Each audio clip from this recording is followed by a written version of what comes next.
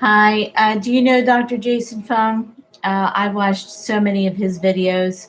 I really like his video channel and what he promotes his fasting, ketogenic diet, low sugar, low carbohydrates.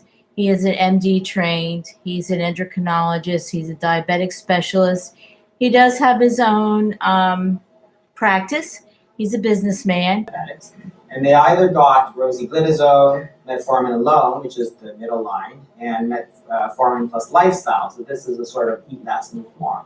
So here's a randomized Eat less, move more. trial, That's what bariatrics are all about. Low fat, high protein, low carb.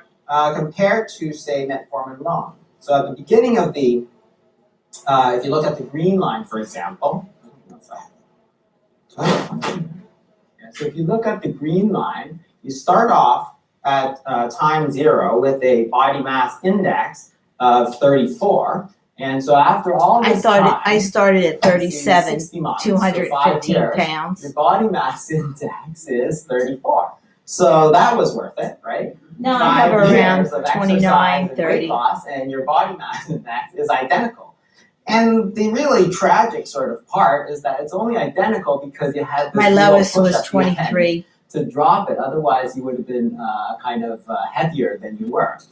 And that's what the randomized control trials tell us, right? We profess that we live in an era of evidence-based medicine. He has nice and teeth, doesn't he? So this is the diabetes prevention trial. So again, this is the lifestyle intervention. So again, at the beginning of Asian people don't get fat. 0 kilograms. They're tofu. Initially, you do lose weight. And again, if you're ever dieted, which is probably like 95% of us, this is what happens. In the first 6 months, you do very well. So 6, 7 kilos off. But then at the end of it, there's no difference at the end of 5 years, whether you did anything or you did nothing. That's true with bariatrics too. We 5 say that years. this sort of intervention Check it works. out. We profess that it does work, but the randomized controlled trial says it doesn't work.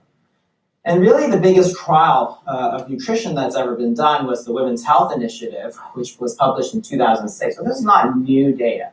This is data You can look that's all these more than studies 10 up years on old. PubMed. And we all know what happens here. If you start at baseline, 1,788 calories, they reduce 360 calories per day.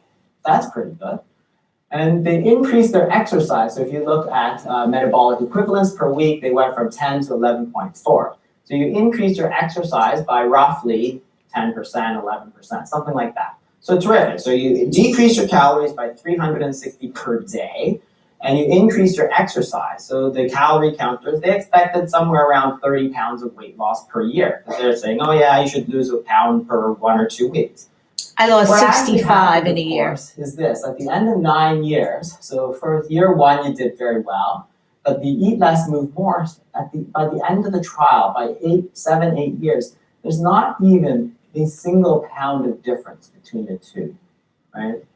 And this is a randomized control trial. So here's 3 randomized control trials of the eat less, move more. I've gained back 15 approach, pounds and it really since hasn't worked at all. 2013. So this is the translation.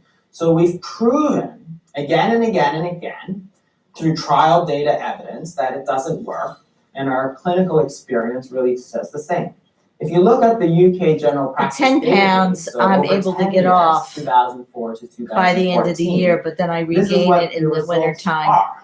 So if you're obese, your probability of achieving a normal weight is 0.6%.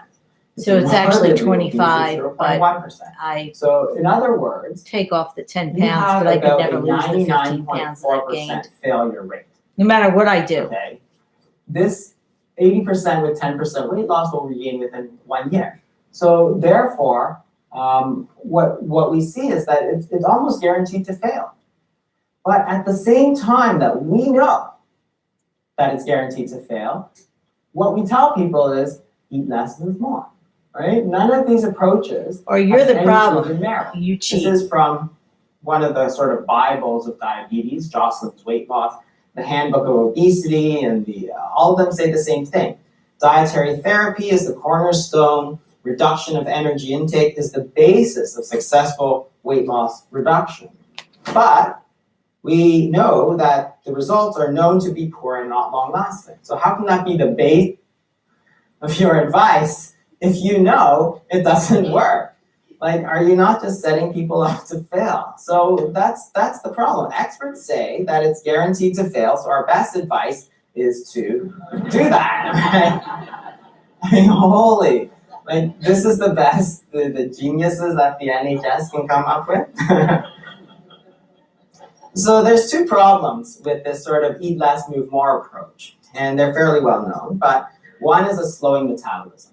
Okay, so if you eat less calories, your Don't all bariatric surgeries, again, patients say really we're cold, this especially after the first 3 months. That's our metabolism going 100 down. years ago that they knew this. They took people and they were eating about 2,500 to 3,000 calories. They cut it by about 30%. So they put them on these I only keep my calories to 1,000. Around 1,400 to 2,000 calories. So not that low compared to what a lot of people recommend these days. And what they found was that the people found themselves almost impossible to keep warm. What the reason is that their metabolic rate, so this is the energy that you expend to keep your body sort of running. So this is to keep your heart pumping, to keep your lungs moving, to keep your liver working, to keep your brain going. It decreased by about 30%. So if you reduce your calories in by about 30%, your body responds with a decrease in caloric expenditure by about 30%. So that's why you feel so cold, because you're not generating the body heat, because it takes energy to generate body heat. And then afterwards, you immediately eat and then regain that weight. So that was 100 years ago that they showed this. In the Ansel Keys' Biology of Human Starvation, they showed the exact same thing. So despite the title, it was not actually a starvation study. In fact, what it was a calorie-reduced diet, which is about 1,500 calories. Don't believe Ansel Keys' theory on cholesterol. It's a bunch of BS. This is it's cherry-picked.